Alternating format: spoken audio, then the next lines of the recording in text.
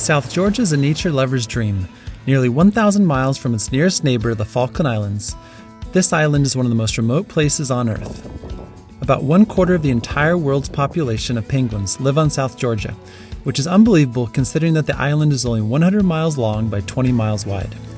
When Cece and I chose our trip to Antarctica, we decided to go for the South Georgia and Falklands option, as we had seen enough Nat Geo and BBC documentaries to know that stepping foot on South Georgia is stepping foot into a land dominated by wildlife where very few humans ever get to visit.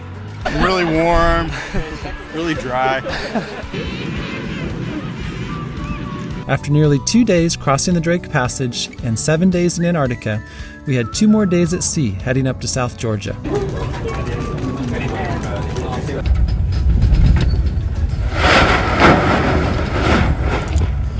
As our boat, the MV Ushuaia, navigated its way towards South Georgia, everyone on board was eager to see iceberg A23A, currently the biggest iceberg in the world. At about 40 by 30 miles, the iceberg is roughly the size of Rhode Island and weighs about 1 trillion tons. All the passengers came out to the top deck to see the massive iceberg that broke off an ice shelf in West Antarctica, was stuck on the seabed for over 30 years before it started moving in 2020 and picking up speed more recently. It was amazing to see an iceberg that we cruised along for literally hours and seemed to never have an end. Sí, por favor. Gracias, Agustín. That happened. Biosecurity is taken seriously on South Georgia to protect all the native species. Our guides spent a couple of hours inspecting all of our gear and boots the day before landing in South Georgia. Since we hadn't had our official inspection yet, we couldn't land in South Georgia. So in the first afternoon, we cruised through a beautiful fjord, which had glaciers hanging above the water. Okay, maybe whoever has the faster reactions, follow. See? Another bag of gummies. Contraband. Looks good. That was good. You helped tell the story of South Georgia. The next morning after breakfast, we had our official check with the South Georgian officials, who came on our boat to inspect our clothing and boots. Our first stop was going to be Grytviken, which is home to the first permanent whaling station in South Georgia. Over 175,000 whales and 1 million fur seals were killed in South Georgia until mercifully the killing slowed, due to populations being nearly wiped out.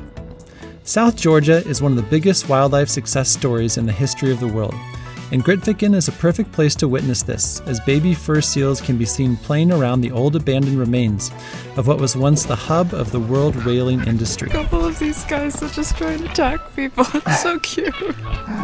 They're so cute. Everywhere you look, nature is reclaiming this site of bloody exploitation. Given that Grytviken is the largest settlement on South Georgia, it is often the first stop on a South Georgia visit. The fur seal pups are so playful. As soon as we landed, we could hear their calls echoing all over the settlement.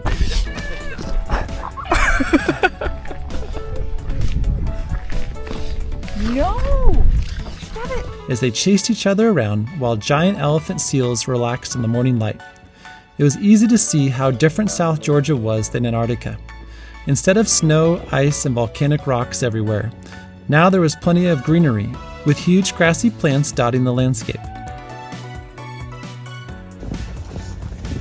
We walked inside the South Georgian Museum and the Norwegian Anglican Church, where we could ring the bells that could be heard all over the settlement.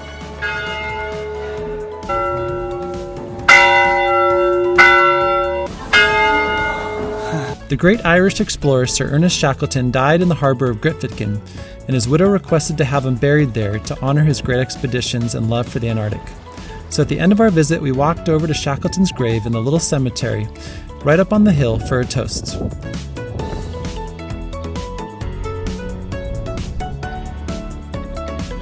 After the toast, we walked down to the beach and took the Zodiacs back to our ship. Our afternoon activity would be a landing in Godthul for the most adventurous hike of the trip. Hello guys, welcome to Godthul. Please disembark. And you can clap as well, or we're going to be around for help. All of our Antarctica South Georgian walks and hikes were very short. However, this one was a bit more of an adventure. We waited on the beach with the fur seals until our expedition leader, Martin, found a route leading through the giant tussock grass, avoiding as many fur seals as possible. Very long steps. There's a couple of small skips that we need to do until we get there. The tussock grass can grow up to 6 feet high in places, and we never knew when we would get close to a fur seal hidden in the grass that would bark out at us or scurry right across our path. We made our way up from the bay, gaining elevation quickly, and thankfully leaving the thick grass behind when we came upon a freshwater lake with gentoo penguins alongside it. This was our first time seeing penguins at a lake, and it was amazing to see how clean they were. If you come to Antarctica and South Georgia, you have to love penguins, and they are the clear winner for the animal you spend the most time with. These curious gentoos hiked up from the lake all together in a group to greet us human visitors. After 15 minutes with the lake-dwelling penguins, we continued hiking uphill, passing a fluffy southern giant petrel baby. I was glad that Martine was taking us up on a more strenuous hike, and surprised at how many people in our group wanted to come up this far. He told us that we had to hike fast to get to the top of the ridge, to be able to look down on the sea on both sides, and whoever wanted to join him could come as long as they could keep up. Nearly everyone in our 30-person group continued straight up the rocky terrain. In a few more minutes, we arrived to the ridge where we had great views of the water on both sides of us. Beautiful. We had climbed about 1,200 feet from the ocean, which, with rain boots and full gear, is a solid climb. Our landing times are always slightly shifting based on how long the activity takes, and Martine had definitely taken us on a longer hike today. It was now past 7, and it was time to start heading back down the rocky terrain, with the sun beginning to set on the ridge in the distance. I'm used to hiking just with Cece, so hiking with a group of 30 people of all ages definitely has more breaks. However, overall, the group moved quite well, all things considered. We finally got back down through the huge tussock grass and down to the beach. Okay, my dude. We loaded up on the Zodiac boats and cruised back for a late dinner, which was Asian-themed with marshmallow desserts.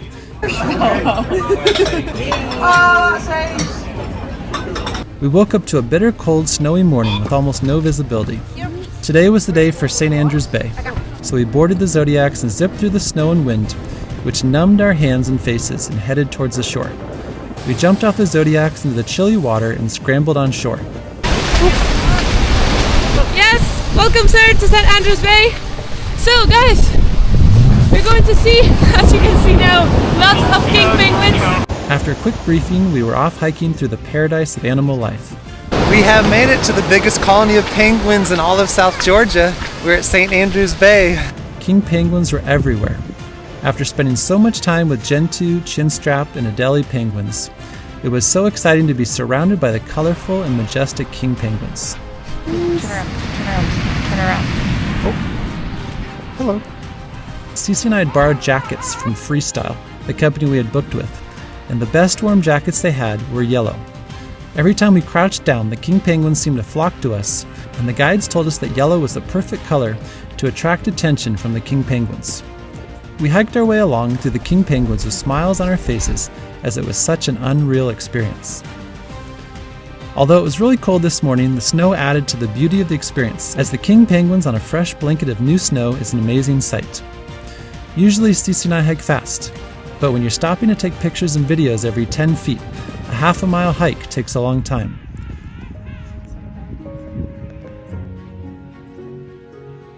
Finally, we made our way uphill to a lookout where a bunch of people from our group were gathering. This lookout gave us an amazing perspective on at least several 100,000 king penguins down below on the beach.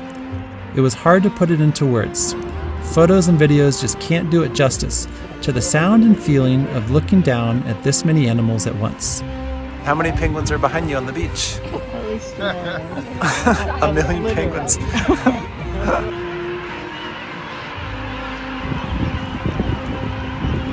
Snow is coming down.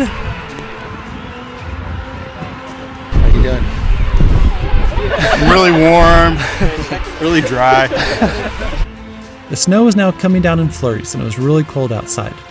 This didn't seem to bother the king penguins a bit, as king penguins have an outer oiled and waterproof layer and 3 inner layers of down feathers that are effective insulators against the extreme cold.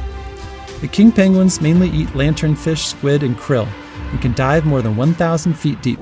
King penguins weigh between 21 and 40 pounds and form huge breeding colonies where over 100,000 pairs of penguins breed. King penguin chicks take 14 to 16 months before they are ready to go to sea. Finally, after lasting as long as we could, looking down at the massive penguins while withstanding the heavy snow, it was time to leave the viewpoint and to start the slow walk back downhill. This half-mile hike would take us another 30 minutes or so, as we constantly stopped to admire the penguins along the way. There's so many. They're so cute. They're beautiful. With the snow too, it's just perfect. They're definitely kings. Just like a 3-hour landing out here at St. Andrews Bay with all the fresh snow. Everything we could have hoped for.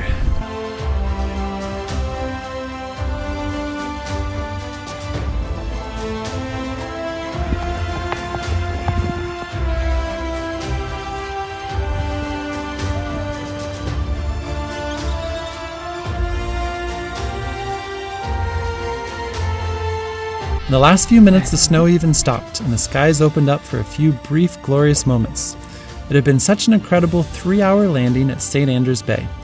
All of us were left in awe of being such in a beautiful place, dominated by iconic wildlife. It was truly a morning we would never forget. Back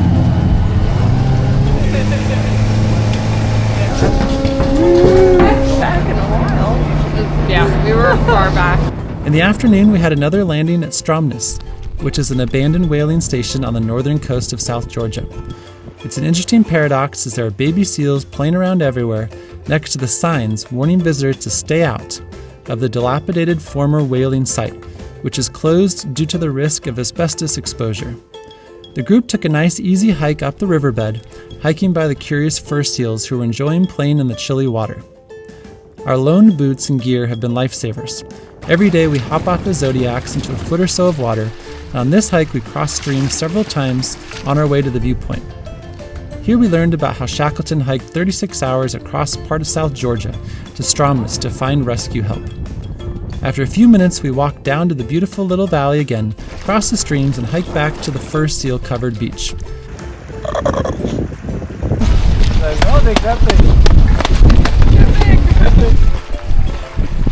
It was a nice afternoon outing in another scenic South Georgian bay. We took the Zodiacs back to the ship and got ready for burger night. Is that onion or sauerkraut? After dinner, it was karaoke night, which was a fun couple of hours highlighted by appearances from one of the guides dressed up as a giant inflatable penguin.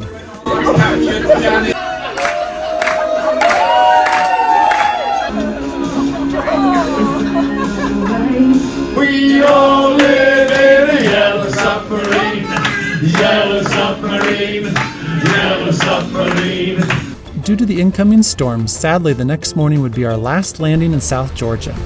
Thankfully, our final morning's landing was scheduled for Salisbury Plains, which is South Georgia's second biggest king penguin colony, set against a dramatic backdrop of mountains and home to lots of elephants and fur seals. And Malena's gonna open up the path so we can try to get as close as possible to the big penguin colony on the back. Okay? So please hang around here. Once we have the other two boats, we'll start walking. Salisbury Plain is the biggest open flat space on all the incredibly mountainous island of South Georgia. As soon as we got off the boat, we were immersed into an animal paradise, with king penguins and elephant seals surrounding us.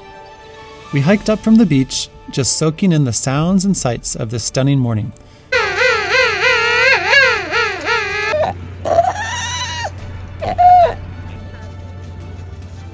We couldn't walk more than a few yards without stopping to take more pictures. There were little streams flowing everywhere, and because today was clearer than the day before, we had a scenic backdrop of all the mountains around us. Cece and my yellow jackets were once again magnets for the king penguins.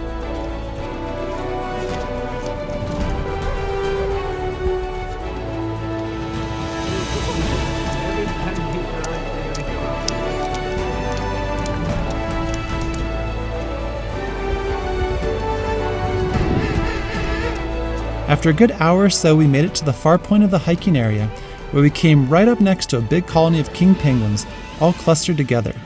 What a kaleidoscope of colors and sounds.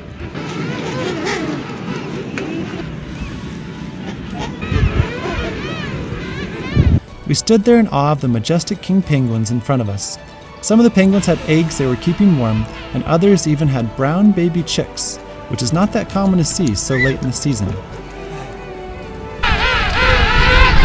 We spent a good 45 minutes next to the giant colony, observing the National Geographic-like scene in front of us. Time seemed to stand still as we were engulfed in nature.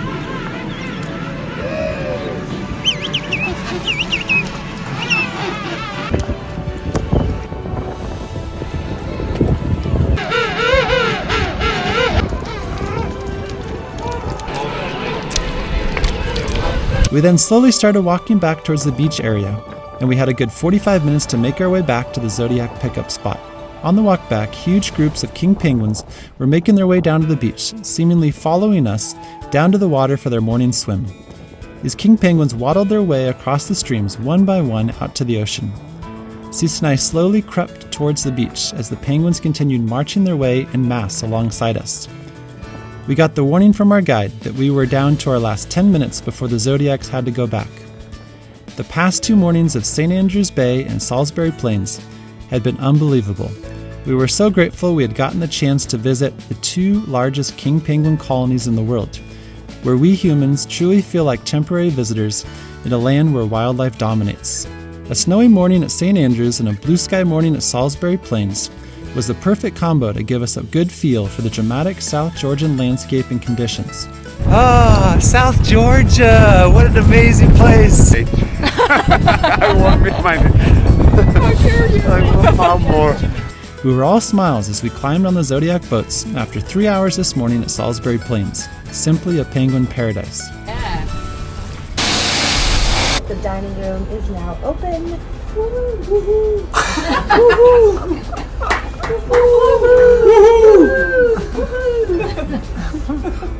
Woohoo! South Georgia is such a beautiful place.